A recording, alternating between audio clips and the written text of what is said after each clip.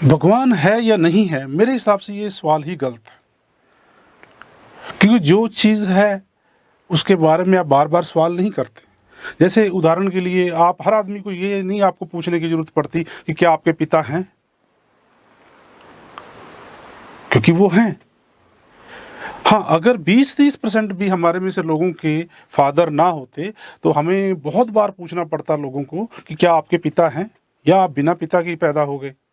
और दूसरी बात, भगवान के होने या ना होने से आप ध्यान से देखोगे हमारी ज़िंदगी पर कोई असर नहीं पड़ता। अब जैसे मैं पिछले 20 साल से भगवान को नहीं मान रहा, मैं किसी धर्म को नहीं मानता, लेकिन मैं पूरी तरह से खुश हूँ, मैं बिल्कुल स्वस्थ हूँ, मैं कामयाब भी हूँ।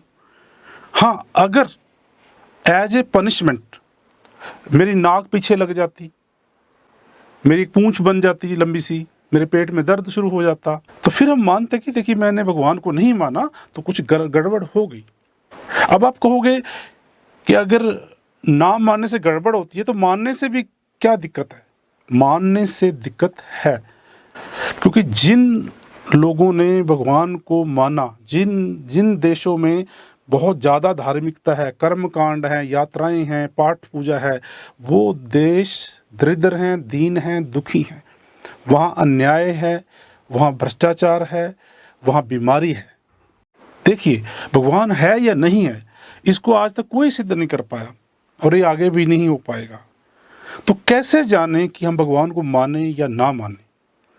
देखिए, मैं एक सिंपल सा आपको फार्मूला देता हूँ कि आप ये तो सिद्ध नहीं कर सकते कि भगवान है या नहीं है, लेकिन आप ये सिद्ध कर सकते हो कि जिन्होंने भगवान को माना और जिन्होंने नहीं माना, उनकी ज़िंदगी में क्या अंतर है। उदाहरण के लिए आप देखोगे जितने भी नास्तिक देश हैं, कुछ देश ऐसे हैं जहाँ 60-70% नास्तिक लोग हैं। उन देशों के सिस्टम बहुत बढ़िया हैं, वहाँ डिसिप्लिन है, वहाँ ईमानदारी है, वो लोग ज़्यादा स्वस्थ हैं। दूसरी तरफ हमारे जैसे देश जहाँ दिन रात लोग कर्मकांड करते हैं, जहाँ तीर्थ यात्राएं हो रही हैं, जहाँ भजन कीर्तन चल रहे हैं, जहाँ लाखों करोड़ों मंदिर गुरुद्वारे हैं, वहाँ पर आप देखोगे भय है, बीमारी है, अराजकता है, भ्रष्टाचार है, पता नहीं क्या क्या है। तो इस तरह से आप देख सकते हो कि आप रिजल्ट्स को तो माप सकते हो, रिजल्ट से, नतीजों से आप ज्ञात कर सकते हो कि भगवान को मानना चाहिए या नहीं मानना चाहिए। आप देशों की बात छोड़ो, आप कुछ आसपास के अपने कुछ लोगों को देखो, जो लोग गुरुद्वारों में पाठ करते हैं दिन रात, मंदिरों में दिन रात जाते हैं, उनकी ज़िंदगी को बड़ी नज़दीक से देखो। क्या उनके घर में कम झगड़े होते हैं? क्या वो कम बीमार पड़ते हैं? क्या वो ज़्यादा समृद्ध हैं? अगर आप ध्यान से देखोगे तो आप पाओगे कि वो ज़्यादा दुखी हैं, ज़्यादा बीमार हैं, ज़्यादा भ्रमित हैं वो लोग। तो एक और जो टेस्ट आप करके देखना चाहते हो तो कर सकते हो कि भगवान को माना जाए या ना माना जाए, धार्मिक हुआ जाए या ना हुआ जाए। आपने देखा होगा कि कई बार अगर हमने रसोइया कोई रखना हो तो हमें नेपाली लोगों की याद आती है, क्योंकि उनमें वो खास गुण है, वो बड़े अच्छे कुक हैं, बड़े ईमानदार हैं। इस मामले में हम उन पर ट्रस्ट कर लेते हैं। अगर आपने कहीं खाना खाना है तो आप पंजाबी ढाबा ढूंढते हो, क्योंकि पंजाबी लोग खाना बनाने में, परोसने में, मैनेज करने में बड़े अच्छे हैं। यानी कि कुछ लोगों में खास गुण उभरते हैं, कुछ समुदाय में जब वो इकट्ठे काम करते हैं। तो क्या धार्मिक लोगों में आपको कोई ऐसा गुण कभी मिला है कि धार्मिक लोग ईमानदार ज़्यादा होते हैं, या धार्मिक लोग कम भ्रष्ट होते हैं, या धार्मिक लोग कम बीमार पड़ते हैं? अब मान लीजिए एक और टेस्ट, आपने अपनी बेटी की शादी करनी है, तो क्या आप घर से जब निकलते हो ये फैसला करते हो कि मुझे आज लड़का कम से कम वो ढूंढना है जो धार्मिक हो, क्योंकि धार्मिक लड़का बड़ा अच्छा होता है, बड़ा स्वस्थ होता है, बड़ा सुंदर होता है ना, बड़ा ईमानदार होता है? कभी सोचने की जरूरत तो नहीं ना पड़ी। कोई फर्क ही नहीं है। जहाँ पे नास्तिक रिश्वत देता हुआ मिलेगा, वहाँ पे धार्मिक आदमी के रिश्वत देने के दुगने चांस हैं। अगर नास्तिक आदमी बीमार है तो धार्मिक उससे दुगना बीमार मिलेगा।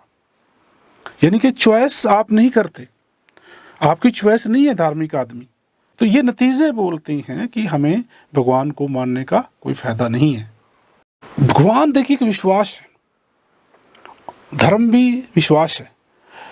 विश्वास की ये दिक्कत है कि जब हम विश्वास कर लेते हैं तो हम आगे खोज बंद कर देते हैं, क्योंकि विश्वास का मतलब आखिरी सत्य।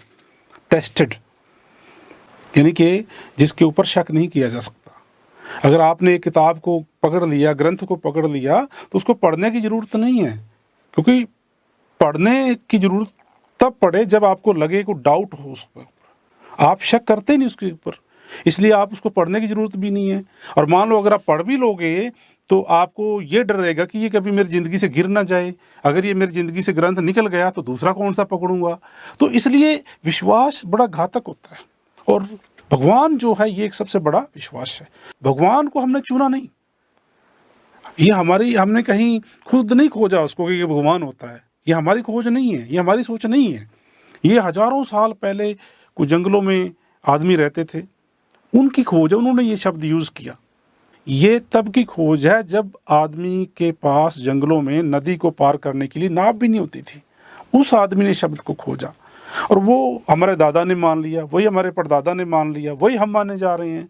तो जो चीज़ हमारी चॉइस नहीं है, जिसको हमने चुना नहीं है, वो कभी भी समझ पैदा नहीं करेगी, वो अंधविश्वास पैदा करेगी ही करेगी।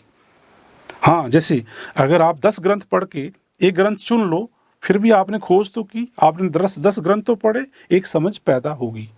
तो भगवान का सबसे बड़ा जो नुकसान यही है कि ये एक अंधविश्वास है, और सभी को जकड़ के रखता है, किसी को हिलने नहीं देता, नई दिशा में आदमी जाता ही नहीं। देखिए, गॉड का मतलब विश्वास, किसी ने चेक नहीं किया, किसी ने देखा नहीं, और विश्वास का मतलब अंत, फुल स्टॉप। आपने देखा होगा कोई भी धार्मिक गुरु, कोई भी धर्म आपको उनके ग्रंथों में कोई शब्द जोड़ने की इजाज़त नहीं देता। वो कहता है इसको ऐसे का ऐसे ही मानना पड़ेगा, आप इसमें बदलाव नहीं कर सकते, आप इस पर डाउट नहीं कर सकते।